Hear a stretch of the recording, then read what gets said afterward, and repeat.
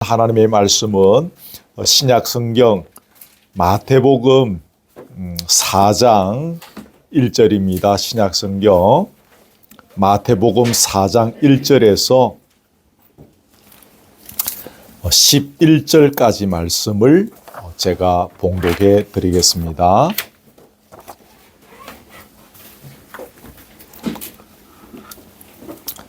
마태복음 4장 1절에서 11절까지 봉독해 드립니다. 그때에 예수께서 성령에게 이끌리어 마귀에게 시험을 받으러 광야로 가사 40일을 밤낮으로 금식하신 후에 줄이신지라. 시험하는 자가 예수께 나와서 이르되 네가 만일 하나님의 아들이여든 명하여 이 돌들로 떡덩이가 되게 하라. 예수께서 대답하여 이르시되 기록되었으되 사람이 떡으로만 살 것이 아니요 하나님의 입으로부터 나오는 모든 말씀으로 살 것이라 하였느니라 하시니, 이에 마귀가 예수를 거룩한 성으로 데려다가 성전 꼭대기에 세우고 이르되 네가 만일 하나님의 아들이여든 뛰어내리라. 기록되었으되 그가 너를 위하여 그의 사자들을 명하시리니 그들이 손으로 너를 받들어 발이 돌에 부딪히지 않게 하리로다 하였느니라. 예수께서 이르시되 또 기록되었으되 주 너의 하나님을 시험하지 말라 하였느니라 하시니, 마귀가 또 그를 데리고 지극히 높은 산으로 가서 천하 만국과 그 영광을 보여 이르되 만일 내게 엎드려 경배하면 이 모든 것을 네게 주리라. 이에 예수께서 말씀하시되 사탄아 물러가라. 기록되었으되 주 너희 하나님께 경배하고 다만 그를 섬기라 하였느니라. 이에 마귀는 예수를 떠나고 천사들이 나와서 수종드니라. 아멘. 사탄은 하나님의 백성들을 끊임없이 시험에 빠지도록 유혹합니다. 그래서 하나님을 그 다음에 의심하게 하죠. 또 불평하고 원망하게 만들어 버립니다. 그리고 그 다음에는 무슨 일이 일어날까요? 이 땅에 하나님께서 이 땅을 향한 뜻과 소원, 비전들, 그게 이루어지지 않도록 만드는 것입니다. 다른 말로 하면 하나님 나라 건설이 안 되도록 만들어 버리는 것입니다. 이처럼 그 사탄의 목적이 분명하기 때문에 그 공격 대상에 예외가 있을 수 없습니다. 남녀노소 빈부 귀천을 막론하고 믿음의 길로 들어선 사람이라면, 혹은 믿음의 길로 들어서가 보고자 이렇게 시도하는 사람이라면 사탄의 시험은 끊임없이 찾아오게 되어져 있고, 제가 목회하면서 이렇게 보게 되어지는 것은 많은 분들이 예수 믿기로 작정하고 열심히 신앙생활한 지 오래 안 되어서 한 몇 개월 지나다가 사람의 힘으로는 넘어가기 어려운 대단히 큰 파고들을 경험했던 것을 제가 보아왔습니다. 예수님께도 하나님의 아들이신데 그분에게도 사탄은 찾아왔고 또 끝까지 찾아오는 것이죠. 그러므로 우리는 단단히 각오하고 우리가 예수 믿기로 작정하고 신앙생활하는 것이 어떤 것이다라는 것을 알고, 학교에서 배운 단어대로 하면 유비무환의 정신으로 그렇게 신앙생활하면 우리는 얼마든지 넘어지지 아니할 수가 있는 것입니다. 전혀 생각하지 못하고 있다가 1950년 6월 25일 날 아무 일도 일어나지 않을 것이라고 생각하고 있다가 터지면은 감당하기 어렵지만, 그날에 무슨 일이 일어날 것인지를 다 알고 있다면, 우리가 준비하고 있다면 얼마든지 넉넉히 막아낼 수가 있는 것입니다. 그러면 어떻게 해야 우리가 사탄의 그런 시험, 유혹으로부터 이겨낼 수가 있는가? 오늘 본문에서 예수님께서 사탄에게 당하신 시험의 내용, 또 그것을 이기신 비결, 이것이 소개되어지고 있는데, 우리가 좀 이것들을 살펴보면 이 안에 답이 있는 것입니다. 우리가 당하는 모든 시험의 핵심적인 내용이 이 안에 있고 우리가 이길 수 있는 또 핵심적인 비결도 이 안에 들어있는 것을 보게 되어집니다. 새해를 시작하고 두 번째 주일을 맞이하면서 오늘 본문을 함께 나누는 것이 기도하는 가운데 꼭 필요하다는 생각이 들어섰습니다. 자, 본론으로 들어가서요. 주부에 기록해 놓았지만 첫 번째로 중요한 것은 우선순위라는 단어입니다. 우선순위에서 물러서면 안 된다라는 것인데 40일을 밤낮으로 금식하신 예수님께서 이렇게 계시는데 마귀가 찾아와서 뭐라고 하죠? 네가 만일 하나님의 아들이거든 이 돌들로 명해서 다 떡덩이가 되게 해라. 그래서 네가 먹으라 하는 것입니다. 우리 육신은 본능적으로 음식에 의해서 지탱이 되어집니다. 그래서 지금 예수님은 음식에 대해서 완전히 줄인 상태입니다. 어른들이 하는 말로 곡기를 끊은 지가 40일이 되었습니다. 해보신 분들의 말에 의하면 금식을 한 35일째 정도 하면 온몸이 이렇게 쪼여 온다라고 하는데 제가 해보지 않았기 때문에 그 쪼여 온다는 느낌이 이해는 되어지는데 실제로는 잘 모르겠습니다. 35일째에 온몸이 쪼여든다. 제 사촌 매형 목사님은 한 몇 번을 40일 금식을 하셨어요. 온몸이 쪼여든다는 거죠. 그런 분에게 지금 예수님도 육신으로 오셨는데 먹는 것으로 지금 시험을 하는 것입니다. 40일을 금식하신 40일 동안 곡기를 끊은 분에게 제일 눈앞에 닥친 중요한 문제는 무엇입니까? 배고픈 것. 그래서 먹는 것이죠. 너 배고프지? 하나님의 아들이잖아. 돌들을 떡덩이로 만들어서 먹으라는 것입니다. 이때 예수님의 반응이 무엇이죠? 4절에 있죠. 사람이 떡으로만 살 것이 아니요 하나님의 입으로 나오는 모든 말씀으로 살 것이니라. 여러분 잘 아시는 유명한 말씀입니다. 여러분 이 말씀은 떡이 필요 없다는 말이 아니죠. 그죠? 떡이 필요 없다는 것이 아닙니다.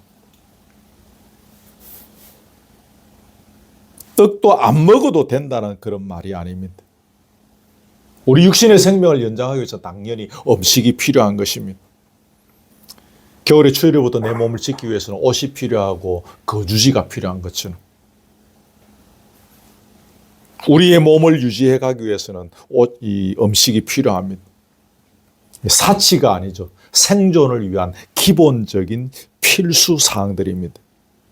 그런데 여러분, 오늘 예수님의 대답은 그런 것들보다 우리의 육신의 생존에 필요한 이 가장 기본적인 요소들보다 더 중요한 것이 있다는 것입니다. 학교에서 초등학교 저학년 때 배운 것이 의식주지 않습니까?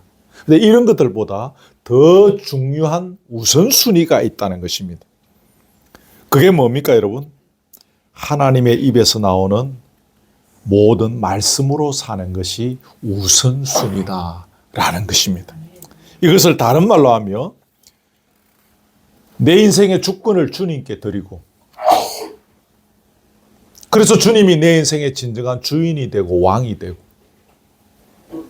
그러면 그분의 입에서 나오는 말씀에 내 전부를 내 인생을 바쳐서 살아가는 삶이 최고의 우선순위가 되어져야 한다는 것입니다. 아멘이죠? 꼭 기억하십시오. 이것이 인생의 첫째 자리에 있어야 한다라는 것입니다. 여러분 창세기부터 요한계시록까지 계속 강조되는 것이 무엇인 줄 아십니까? 여러 가지 관점에서 말할 수 있는데 오늘 설교의 이런 흐름으로 이야기한다면 제가 지금 말씀드린 이것이 창세기부터 요한계시록까지 계속 강조되어지고 있습니다. 마태복음에 보면 이런 삶을 무엇이라고 합니까? 무엇을 먹을까, 무엇을 마실까, 무엇을 입을까 고민하지 말고 먼저 그의 나라와 그의 의를 구하라. 여러분, 먼저 그의 나라와 그의 의를 구하는 것이 무엇입니까? 말씀이 이루려는 바를 이루는 것이 그의 나라와 그의 의를 구하는 삶이지 않겠습니까? 그죠? 이 우선순위를 어기지 말라는 것입니다. 이 우선순위를. 마태복음 24장에 보면 그 노아 방주 이야기가 거기에 나옵니다. 거기에 보면 여러분 뭐 성경 읽는 분들은 다 아시겠지만 방주에 들어간 날까지 사람들은 뭐 했습니까? 하나님의 말씀보다는 먹고 입고 마시고 사는 일이 더 중요했었습니다. 장가가고 시집가고 사고 파고 먹는 일에 더 집중했었다라고 말합니다. 하나님은 온데가 없는 것입니다. 다시 말하면 하나님의 입에서 나오는 말씀을 받드는 삶은 온데간데 없었다 그 말입니다. 이것 때문에 하나님께서 회개할 기회를 주셨는데 결국 그 사람들은 회개하지 않았습니다.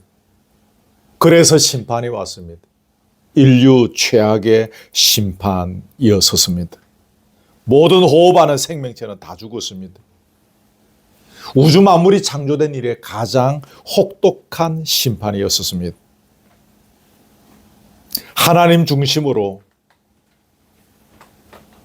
하나님 입에서 나오는 말씀 중심으로 살지 않고 자기가 좋아하는 것을 따라서 자기 중심으로 살아갔기 때문에 한마디로 우선순위를 어긴 것입니다. 그 결과로 노아 홍수가 일어났던 것입니다. 성경은 이 우선순위의 문제를 굉장히 중요하게 여깁니다. 그래서 사탄은 이 문제를 제일 중요하게 여기고 우리를 넘어뜨리려고 하는 것입니다. 주일날 예배당에 얼마든지 가라. 근데 거기에 앉아있는데 우선순위만 바꾸라는 것입니다. 사탄은 어느 순간에 우리가 어떤 자리에 있든지 이 우선순위의 문제를 가지고 우리를 유혹합니다.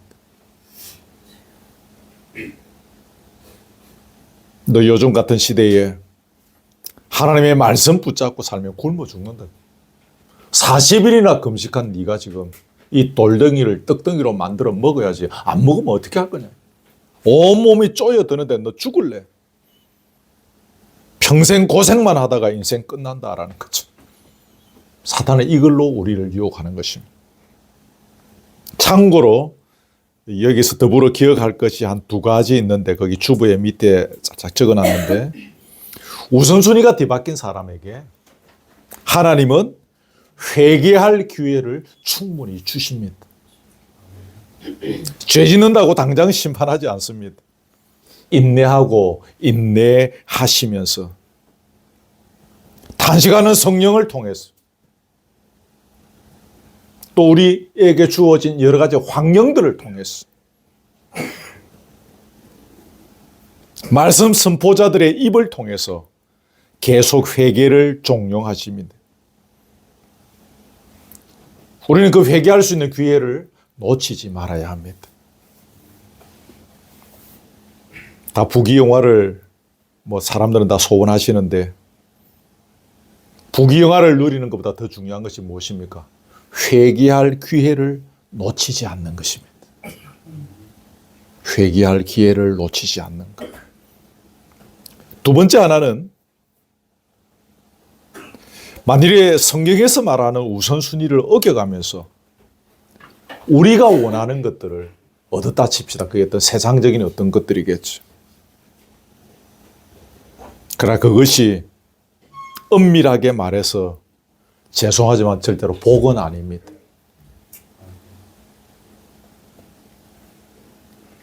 성경이 말하는 우선순위를 어겨서 많이 얻었다 치더라도 그것이 그 자신과 후손들을 불행하게 만드는 도구가 될 수 있습니다.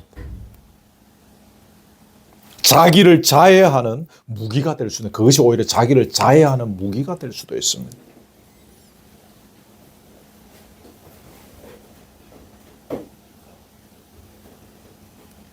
주일 아침부터 이런 이야기해서 죄송하지만 꼭 기억하십시오. 성경의 우선순위를 어기면서 우리가 팍팍 애를 쓰면서 결국은 얻었던 그것들이 절대로 복이 되지 않더라는 것입니다. 짧게 살았지만 저의 인생의 경험들을 통해서, 저 목회의 그런 임상의 경험들을 통해서 이것을 저는 압니다. 그 다음에 크게 두 번째로 기억할 것은 하나님의 말씀에 대한 신뢰입니다. 여러분, 생명의 하나님을 떠난 인간들에게 제일 필요한 것은 무엇입니까? 생명이죠. 근데 그 생명은 생명의 권원이 되시는, 생명의 주인이신 하나님께서 주실 수 있음을 깨닫고, 그래서 그 생명의 권원이신 하나님의 말씀을 따라 살고, 그 말씀이 이루려는 바를 이루어 가며 사는 것이, 그게 생명의 삶인 것입니다. 큐티 그 책 이름이 생명의 삶이죠. 생명의 삶이 뭡니까? 매일 큐티하면 생명의 삶일까요? 매일 큐티해도 생명의 삶을 살지 못하는 사람을 저는 많이 보았습니다. 생명의 삶은 내가 추구하는 생명이, 이 생명의 권한이 하나님께만 있다. 하나님만이 주실 수 있음을 철저히 깨닫고, 그 생명의 권한이신 하나님의 입에서 나오는 말씀을 따라서 살고, 그 말씀이 이루려고 하는 바를 이루어 가며 사는 것이, 이게 생명의 삶입니다. 그리고 이것이 우리를 향하신 하나님께서 의도하신 삶입니다. 당신의 백성들에게 어떻게 살아가기를 하나님께서 의도하실까? 바로 이것이죠. 하나님께서 이스라엘 백성들에게 이것을 원하셨습니다. 신약시대 우리에게 지금도 이것을 원하고 계십니다. 그리스도인이라고 할 때 여러분, 그리스도인이 어떤 사람인가는 여러 가지로 설명할 수 있을 것입니다만은, 그리스도인은 하나님의 말씀 하나만으로 버틸 수 있는 사람이 그리스도인입니다. 그리스도인은 말씀 하나만 붙잡고 시베리아 벌판까지 혼자 갈 수 있는 사람입니다. 그리스도인은 말씀을 이루기 위하여 생명을 거는 사람들입니다. 그리스도인은 말씀 하나 붙잡고 인생의 승부를 거는 사람들입니다. 이게 그리스도인의 참모습이지 않겠습니까?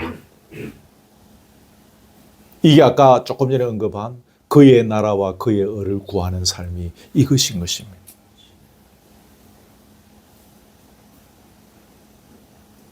말씀으로 인생의 승부를 걸지 못하면서 내가 그의 나라와 그의 의를 구하는 백성이 되게 해 주옵소서 기도하는 건 다 엉터리 기도입니다. 그 말이 앞뒤가 맞지 않는 것이지.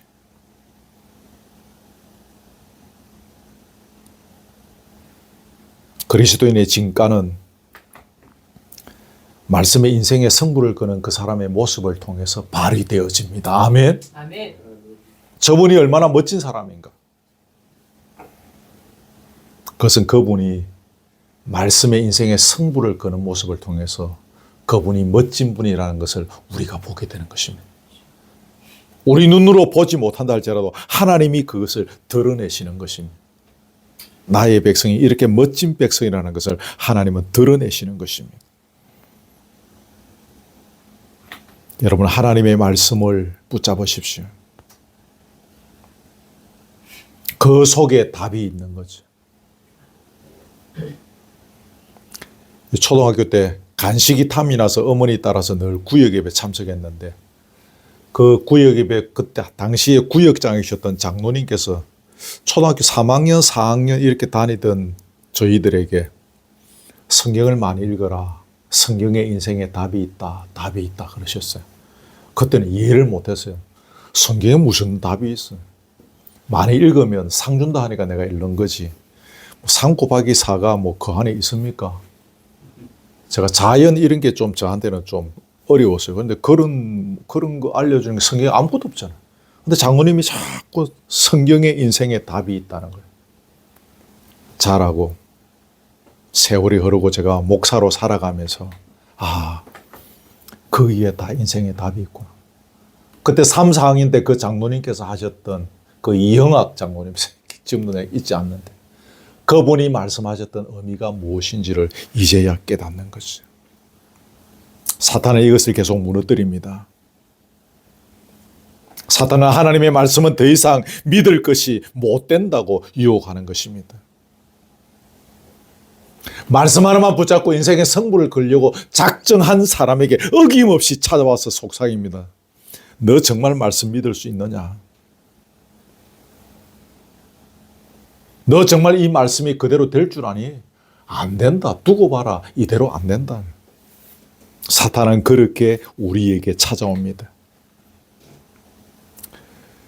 여러분, 그 두 번째 시험에서 마귀가 한 이야기가 뭡니까? 성전 꼭대기에 데려와서 여기서 뛰어내리라 그랬죠. 예수님의 반응이 뭔가 하면, 다 아시는 거지만 그냥 저를 보고 들으십시오. 예수님 반응이 뭡니까? 내가 여기서 뛰어내리면 하나님의 사자가 손을 받들어서 나를 받아줄 것이다. 돌에 내 발이 부딪히지 않게 할 것이다. 이게 이제 시편 91편에 있는 내용이거든요. 이 말씀이 그대로 될 것을 나는 확신한다는 것입니다. 예수님이 그렇게 표현하고 있지 않지만 예수님은 여기에서 주 너희의 하나님을 시험하지 말라 그렇게 이야기하셨거든요. 그 말씀이 그 말씀입니다. 분명히 시편 91편에서 여기서 뛰어내려도 발이 돌에 부딪히지 않게 해줄 것이라고 시편 91편에서 예언하셨으니 그 말씀대로 될 것을 나는 확신한다. 그러니 하나님 시험하지 마라. 그렇게 될지 안 될지 하나님 시험하지 말라는 것입니다. 무슨 말인가 아시겠죠?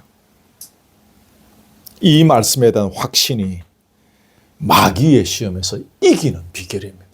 말씀을 붙잡는 것. 여러분, 하나님과 우리 사이에, 예수님과 우리 사이에 인격적 관계를 맺어야 한다고 우리가 계속 배워왔죠. 저도 선생님들한테 그런 이야기 들었었죠. 인격적 관계를 맺는다는 것은 다른 말로 하면 우리가 그분을 신뢰한다. 신뢰의 관계에 있다는 또 다른 표현일 것입니다. 믿음은 그분을 향한 우리의 신뢰가 있어야 가능합니다. 하나님의 선하심, 하나님의 긍휼하심, 하나님의 신실하심, 하나님의 은혜, 그것을 신뢰할 수 있는 비결은 그것을 신뢰할 수 있는 비결이 말씀드린 대로 신뢰. 그래서 인격적 관계를 맺는 것입니다. 우리가 그분을 신뢰하느냐 아니냐에 따라서 허리하면서 우리의 삶의 퀄리티가, 우리의 삶의 질이 달라지고 우리 삶의 방향이 달라지고 우리가 붙잡고 있는 가치관이 다른 것입니다. 딱 보면 우리가 서로 알 수 있는 겁니다. 그 사람의 삶의 방향을, 그 사람의 삶의 가치관을 보면 이분이 하나님을 신뢰하고 있는가. 이 사람이 목사이긴 한데 하나님을 신뢰 못하고 있네. 이분이 장로이긴 한데 권사이긴 한데 하나님을 신뢰하지 못하고 있네. 대화해보면 그 사람의 가치관이 드러나지 않습니까? 우리가 말은 하지 않지만 아는 것입니다. 그렇구나. 신뢰의 문제는 하나님과 우리와의 관계에서 결정적으로 중요한 문제입니다.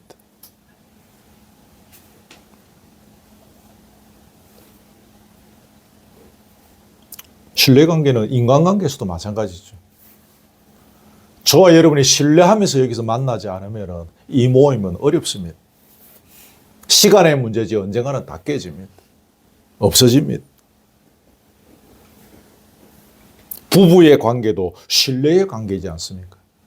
부부가 신뢰하지 못하면 재미없습니다. 끝까지는 살아도 그냥 흔히 하는 말로 인류애로 살지 부부애로 살지는 못합니다. 신뢰하지 못합니다. 인류애로 살 날이 올까 봐 저도 굉장히 두렵습니다.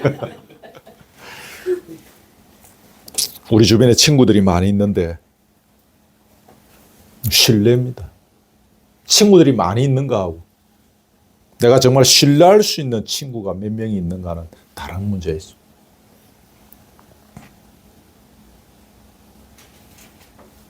다시 돌아가서 하나님과 우리와의 관계가 신뢰할 수 있을 때, 하나님을 우리가 신뢰할 수 있을 때 흔히 하는 말로 새로운 역사가 일어나는 것입니다.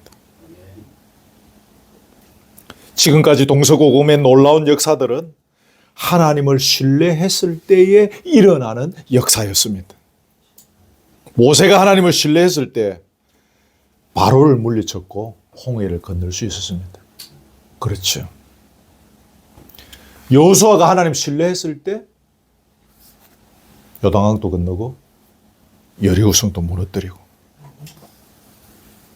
느헤미야가 하나님 신뢰했을 때에 예루살렘 성벽을 재건할 수 있었습니다. 히스기야가 하나님 신뢰할 때 그의 병이 나음을 얻고 적군이 물러갔습니다. 우리가 잘 아는 기도의 사람 링컨도 마찬가지죠. 그가 하나님 신뢰하는 마음으로 기도할 때 미국 대륙에 아름다운 흔적들을 남길 수 있었습니다. 소금과 빛으로 살아가야 되는 이야기, 제가 설교 시간에 늘 이야기하고 강조했고 우리 예수님께서 중요하게 말씀하신 부분인데, 우리가 소금과 빛으로 살아갈 수 있는 비결도 마찬가지입니다. 하나님 신뢰하지 못하면 불가능입니다. 하나님 신뢰할 수 있어야 합니다. 어제 성경 읽는 가운데 오른편 뺨을 맞으며 왼편도 돌려대라. 하나님 신뢰해야 그대로 할 수 있습니다. 빌보스에 나오는 허영에 떨지 말라고 그랬습니다. 사람들은 굉장히 다 허영의 심리에 붙잡혀 있죠. 우리가 허영에 빠지지 않을 수 있는, 그래서 예수님의 성품을 닮아갈 수 있는 비결이 하나님을 신뢰하는 것입니다. 한국교회가 무너지고 있는 그 중요한 원인이 외적인 것, 형식적인 것 붙잡고 있기 때문이지 않습니까? 여기에서 탈피할 수 있는 정말 중요한 비결도 하나님을 신뢰하는 것입니다. 하나님을 신뢰하지 못하니까 사람들이 자꾸 외적인 것을 붙잡는 것입니다. 외적인 것을 붙는. 하나님을 신뢰하지 못하면 제대로 되는 것이 없습니다. 하나님을 신뢰하지 못하는 현장에는 불행이 있고 저주가 있고 아픔이 있고 싸움이 있습니다. 아담이 하나님을 신뢰하지 못했습니다. 아브라함도 한때는 하나님을 신뢰하지 못했을 때도 있었습니다. 이스라엘 민족도 순간순간 하나님을 신뢰하지 못했습니다. 사울왕도 하나님 신뢰하지 못했지. 하나님을 신뢰하지 못한 현장은 우리의 기억에 아름답게 할 만한 것이 도무지 일어나지 않으려 했었습니다. 하나님을 신뢰하지 않았는데 그 현장에 아름다운 기억들이 있는 것이 여러분 있었습니까? 저와 여러분의 지나온 인생에서도 하나님을 신뢰하지 못했던 순간순간에 우리에게 아름다운 기억이라고 할 만한 것들이 있었습니까? 믿음의 사람이라면 그 사람의 역사에서 결코 그런 일들이 없었을 것입니다. 하나님을 신뢰하지 못하는데 어떻게 아름다운 일들이 일어날 수 있겠습니까? 모든 문제의 해결점은 하나님을 신뢰하는 것으로부터 시작합니다. 그거와 전혀 상관없는 문제인 것 같이 보이지만 믿음의 사람은 그것을 푸는 기초가 하나님을 신뢰하는 믿음을 갖고 그 문제를 풀어갈 때 그 문제를 풀어갈 수 있는 것입니다. 여러분, 하나님을 신뢰하지 못하면 자신의 능력을 믿게 되어지는 것입니다. 돌덩이가 뚝덩이가 되게 하라, 이것은 이제는 네가 만들어 먹으라는 것입니다. 언제까지 하나님만 바라보고 있겠냐는 것입니다. 네 얼마든지 할 수 있잖아. 네가 할 수 있는 능력으로 한번 발휘해 보라는 것입니다. 이렇게 배가 고파 죽겠는데 너라도 나서서 뭐라도 만들어서 먹으라는 것입니다. 이럴 때에 미숙한 하나님의 백성들은 하나님의 처사에 대해서 부당하다고 생각합니다. 불평하고 원망하고 불신하고 분노합니다. 혹은 하나님의 속도가 내가 생각하는 것보다 너무 느리다고 생각합니다. 내 생각에는 벌써 여기까지 와 있어야 되는데 하나님은 아직까지 호랑이 담배 먹던 시절에 저기 머물고 계시는 거예요. 이때 미숙한 사람은 자기의 실력을 믿고 엉뚱한 일을 저지르게 되는 것입니다. 자기 사고방식대로 일을 처리하게 되는 것입니다. 자기 능력을 동원하는 것입니다. 더 늦기 전에 내 방법과 내 능력으로 그 일을 처리하려고 하는 것입니다. 내가 떡을 만들어 먹을게. 얼마든지 내가 이 돌을 떡으로 만들 수 있는데 내가 만들어 먹지. 그렇게 되는 것입니다.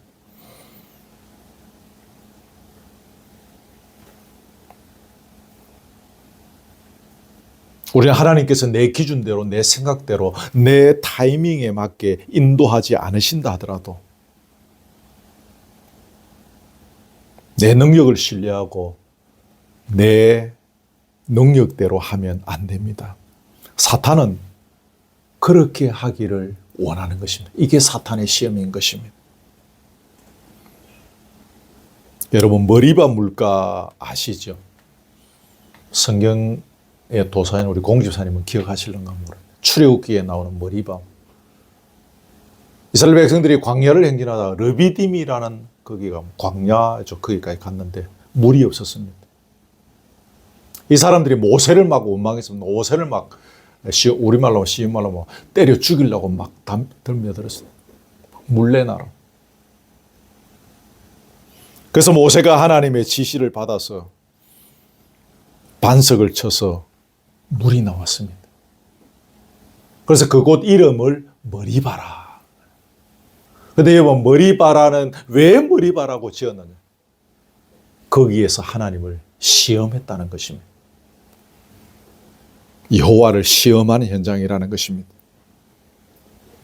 여호와께서 우리 중에 계신가 안 계신가 시험하는 현장이 머리바 현장인 것입니다.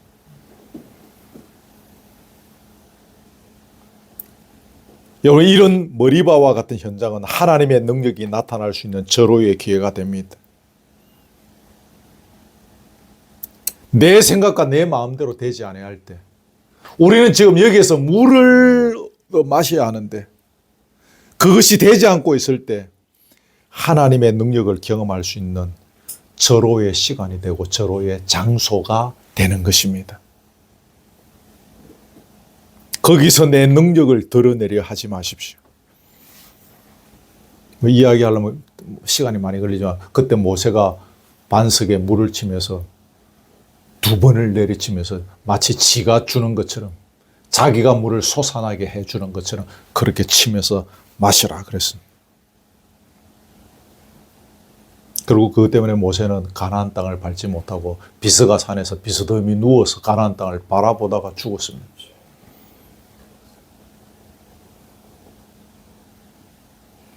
여러분 이것이 참 중요하겠습니다. 다음 세 번째로 넘어갑니다. 거기 여러분 성경을 잠깐 보시면 8절 이후에 그게 이제 세 번째 시험이죠. 그죠? 8절 이후 보면 마귀가 예수님을 높은 산으로 데려갑니다. 그래서 천하만국과 그 영광을 보여줍니다. 그래서 나에게 엎드려 한번 절만하면 이 모든 것 다 주겠다는 것입니다. 그 천하만국의 영광이 어떤 것인가? 이걸 현실적으로 어떻게 설명할 수 있을 것인가? 저도 실감이 안 오는 거예요. 뭔가 감이 안 오는 거예요. 아무리 생각해도. 우리 어릴 때 아이들의 다수의 꿈은 대통령이지 않습니까? 요새 우리가 대통령 때문에 막 몸살을 앓고 있는데 우리나라 같은 이 정치 제도의 대통령은 우리나라의 거의 무소불위의 권력이죠. 그렇죠? 아무리 막 국회에서 아무리 법 만들어서 보내도 대통령이 거절하면 안 되는 나라. 그렇게 그 옛날에 돈이 많았던 그 현대그룹의 정모 회장님께서도 그냥 사업 잘 하시면 되는데 그 어른이 나도 대통령 한번 해먹어야 돼. 대통령이 그렇게 좋은 자리인 거야. 엄청난 자리인 거야. 우리나라 대통령도 꼼짝 못하는 대통령이 미국 대통령 아닙니까? 미국 대통령 전화하면 우리나라 대통령 바로 가야 된다 그러대요. 그 외에도 여러분 세계적인 갑부들이 많이 있지 않습니까? 돈이 막 천문학적인 숫자의 돈을 갖고 있는 갑부들이 지금 많이 있죠. 뭐 그런 요소들이, 그런 환경들이 이 본문에서 이야기하는 천하만국의 모든 것, 모든 영광, 뭐 이런 것과 좀 견줄 수 있을 것인지 저도 뭔가 좀 감이 오지 않습니다. 여러분 스스로 좀 상상해 볼 수 있기를 바랍니다. 하여튼 엄청난 것입니다. 상상할 수 없는 것들입니다. 그 모든 것을 다 준다는 것입니다. 대통령 아니고 그냥 청와대 한번 들어갈 수 있을까 싶어서 그 나온 장군이 저 군산에 있는 그 점집에까지 찾아가서 내 청와대 들어갈 수 있겠느냐 물어볼 정도로. 절 한번 하면 주겠다는 것입니다. 절 한 번만 하면. 근데 예수님은 조금 더 흔들리지 않고 단칼에 물리치셨죠. 사탄아 물러가라. 사탄아 물러가라. 예수님께서 왜 그렇게 하실 수 있었을까요? 마귀가 제시하는 이 땅의 영광은 세 가지 특징이 있습니다. 첫째는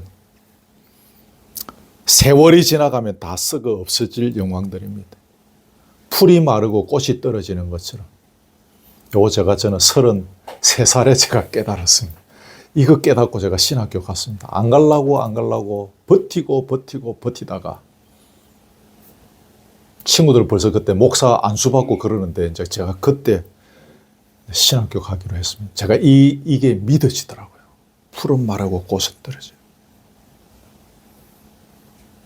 마귀가 제시하고 있는 이것들이 세월이 지나가면 다 썩어 없어질 영광이라는 것입니다. 첫째가. 둘째는 뭡니까? 죽음의 도적이 오면 다 빼앗아가는 영광들입니다. 죽고 나서 여기서 하나도 가져갈 거 있습니까?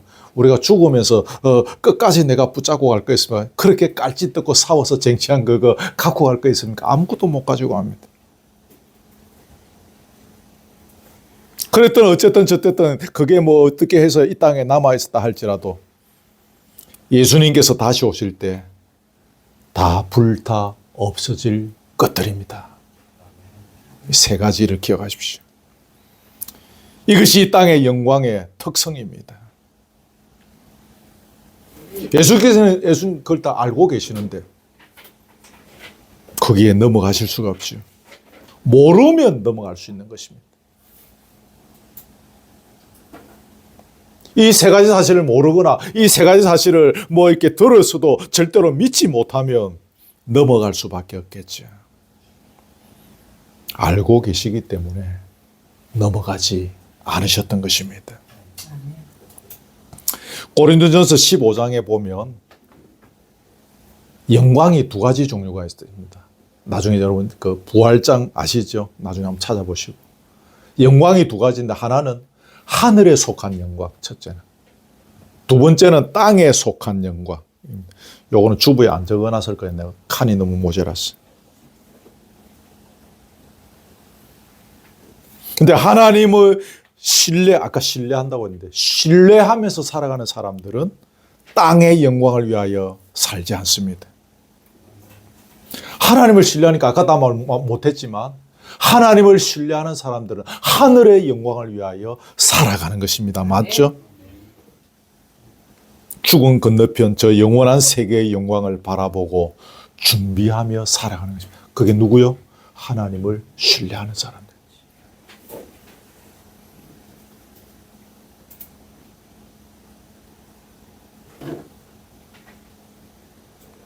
노예총회 막 이런 데 가서 그 점잖으신 어른들이 막 피 터지게 싸우고 막 그렇게 쟁취하고 얻으려고 하는 것을 보면 하나님 신뢰하지 못하는 것 같아요. 제가 볼 때. 하나님 신뢰하면 그렇게 그 눈에 보이는 그 명예 때문에 그분들이 그럴 필요가 뭐 있겠습니까?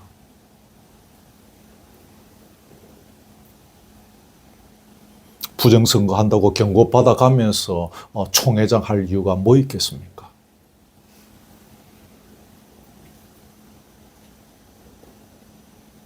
그러나 하나님을 신뢰하고 그래서 영원한 하나님의 세계를 바라보면서 준비하는 자들을 마귀는 건드리지 못하는 것입니다. 두 손 두 발 다 들고 떠나는 것입니다. 마귀가 떠나고 나면 누가 올까요? 천사가 찾아옵니다. 그 11절 여러분 눈으로 보십시오. 하나님께서 보내신 천사가 와서 우리에게 수종드는 역사가 일어나는 것입니다. 아멘. 할렐루야죠. 천사가 와서 수종드는 것입니다.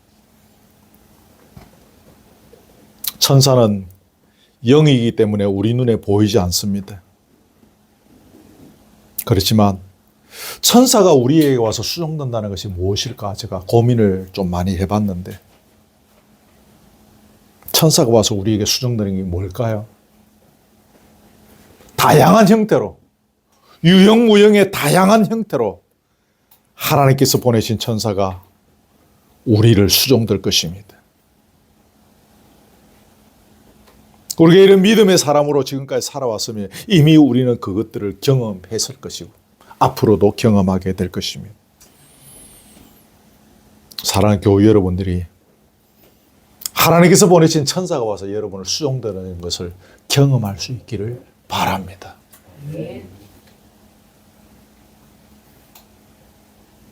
근데 이 영광과 관련해서 우리가 잊지 말아야 할 것이 한 가지 있습니다. 3절에도 보시면 또 6절에도 보시면 네가 만일 하나님의 아들이거든 말이 있죠. 네가 만일 하나님의 아들이거든. 이게 무슨 의도의 말입니까? 네가 하나님의 아들이며 영광을 받고 살아야지. 십자가 지고 고생하는 길이 웬일이냐 그 말인 것입니다.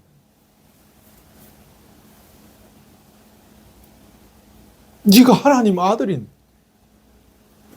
왜 이렇게 쫄쫄 굶고 앉아있느냐 이거야. 왜 이렇게 영광을 얻을 수 있는 자리를 마다하고 앉아있냐 이거야. 네가 만일 하나님의 아들이거든. 이 유혹은 끝까지 따라옵니다. 나중에 예수님께서 십자가에 달리셨는데도 따라왔습니다. 아시죠 여러분? 마지막까지 따라오는 것입니다. 하나님의 아들이라면서 왜 네 거기 달려있느냐 이거야. 빨리 내려오라는 것입니다.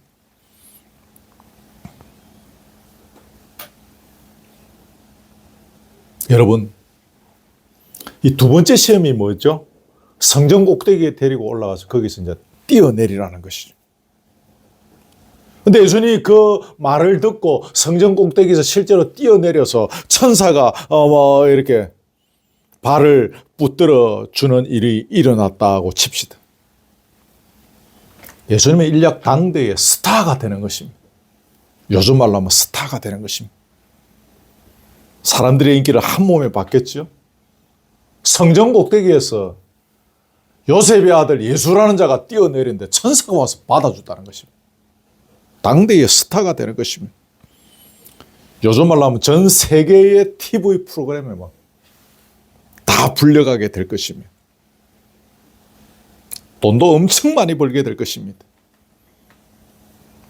다시 말하면 십자가의 길을 걷지 말라는 유혹인 것입니다. 말씀이 말씀대로 되는 것을 예수님은 보여주실 수도 있습니다. 확신하시고 계시니까. 그러나 그렇게 함으로 해서 예수님은 십자가의 길을 가셔야 되는데 영광을 받는 자리에 서게 되는 것입니다. 세 번째 시험도 비슷한 면이 있습니다. 예수님께서 얻게 되어지는 천하 만국을 다스리는 권세, 천하 만국을 얻는 영광은 어떤 일이 있을 때에 예수님께 주어지는 것입니까? 예수님께서 십자가를 지심으로 말미암아 예수님께 오게 되어지는 영광이고 권세인 것입니다. 아멘. 그렇죠. 에베소서 2장 8절 그 이후에 보면 십자가의 죽으심이라 그 다음에 무슨 말이 있는가 봐요. 이름으로 십자가의 죽으심으로 말미암았어. 하나님이 그를 지극히 높여 모든 이름 위에 뛰어난 이름을 주고 땅 위에 땅 아래에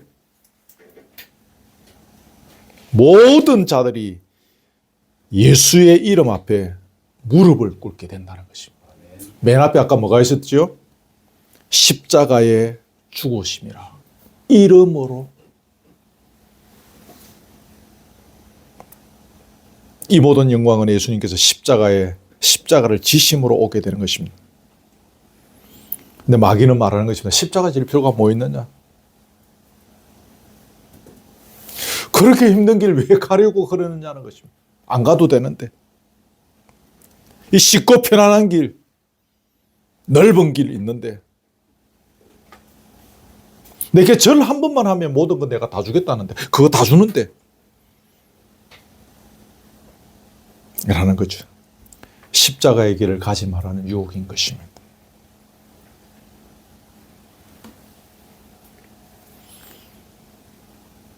오늘 좀 너무 도전적인 이야기해서 죄송합니다. 그리스도인은 십자가의 길을 가는 사람들입니다. 그리스도인은 예수님의 흔적을 닮아가는 사람들이라고 여러분 배우셨죠? 예수님의 흔적이 뭡니까? 십자가에 달리는 것입니다. 십자가의 길은 자기를 낮추시고 죽기까지 복종하신 길입니다. 그게 십자가에 죽는 것입니다. 하나는 뭐였죠? 기억하십시오. 자기를 낮추는 것. 두 번째는 뭐죠? 죽기까지 말씀에 순종하는 것입니다.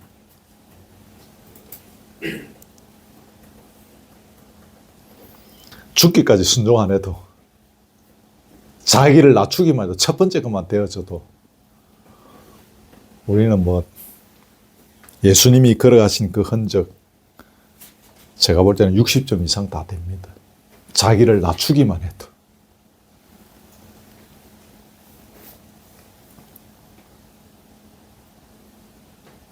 제가 예수님의 성품을 닮아가야 된다는 이야기를 그동안 수도 없이 했는데 예수님의 성품을 닮아가겠다는 것은 우리가 십자가의 길을 흔쾌히 걸어가겠다는 표현인 것입니다.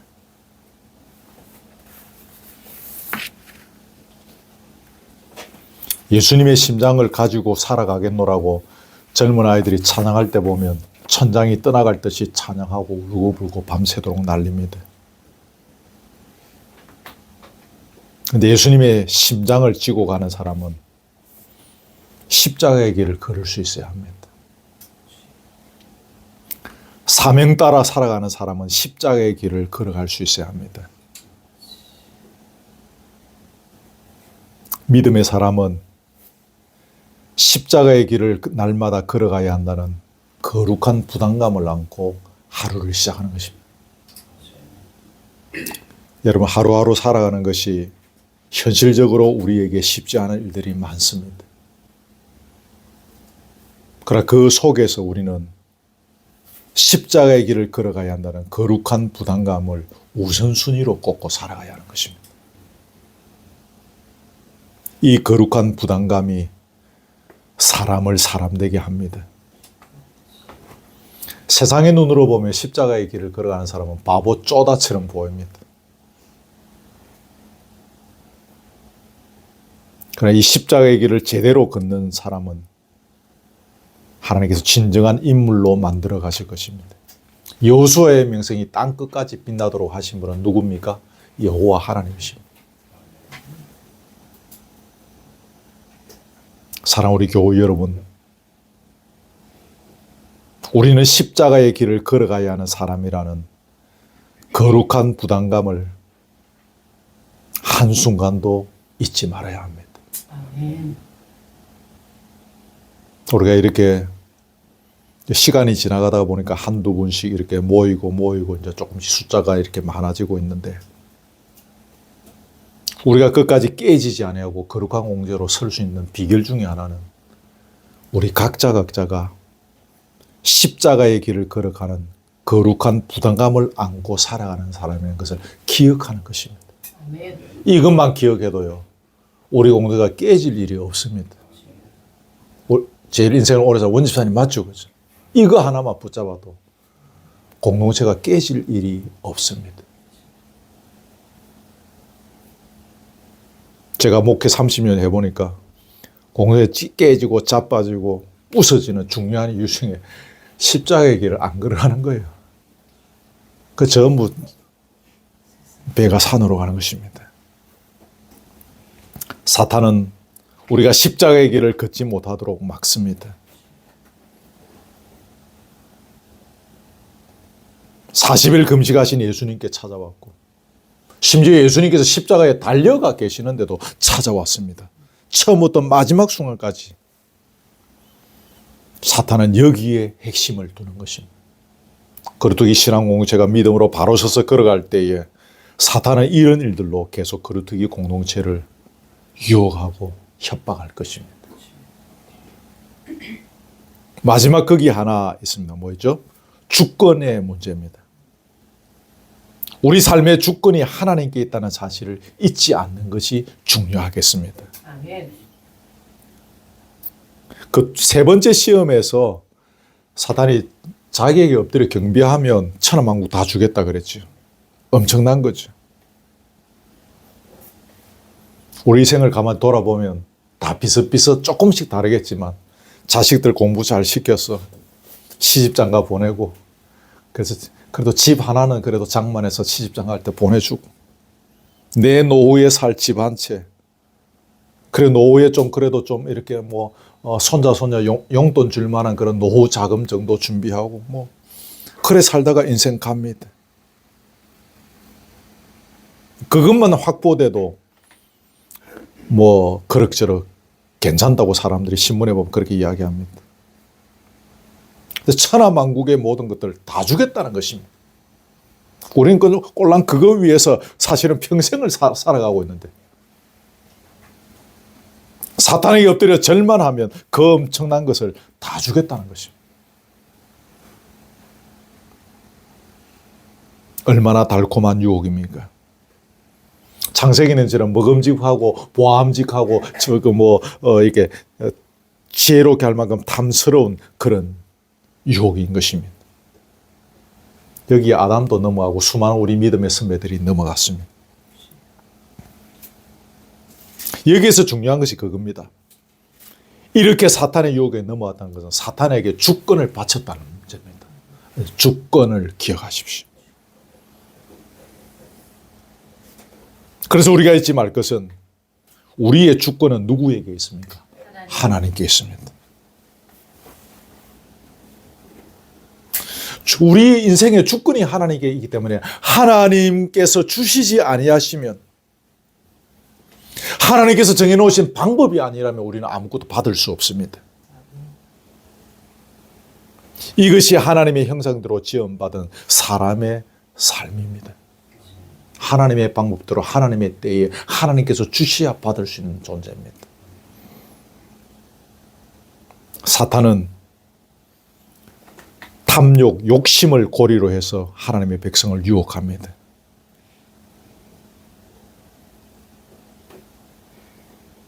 그러나 이 세상에는 사탄의 것이라고 할 수 있는 것이 아무것도 없습니다. 지는 막 지 것처럼 이야기하면서 이것도 주게 저것도 주겠다 하지만 사탄의 것은 아무것도 없습니다. 이 세상의 모든 것은 다 하나님의 것입니다. 아멘.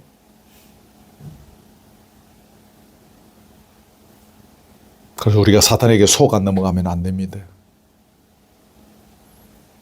거기에 속아 넘어가면 주권을 넘기게 되는 것입니다. 말씀을 맺습니다. 사탄은 끝까지 저와 여러분을 추적할 것입니다. 잠시 왔다가 우리가 너무 예수의 이름으로 똘똘똘 뭉쳐 있으니까 겁이 나서 떠납니다. 그러나 완전히 떠나지 않습니다. 기회 봐서 또 옵니다. 제가 목회해 보니 늘 그랬습니다.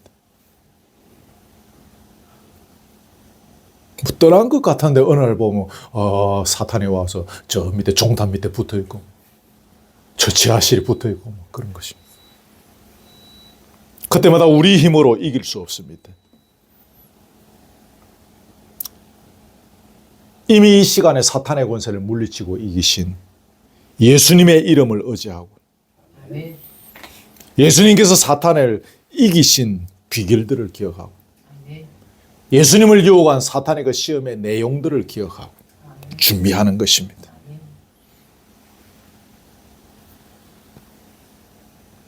사랑하는 교회 여러분, 승리하면 천사들이 나와 수종들게 될 것입니다. 저와 여러분의 인생에 날개를 달아줄 것입니다. 천사가 뭔가 생각, 천사는 날개가 달려있잖아요.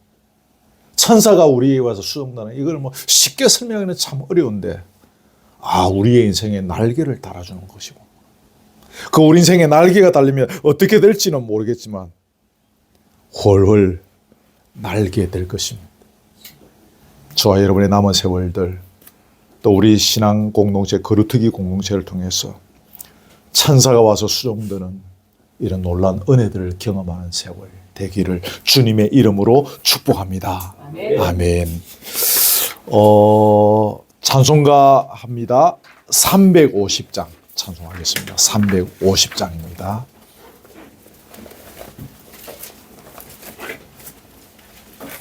찬송가 350장입니다.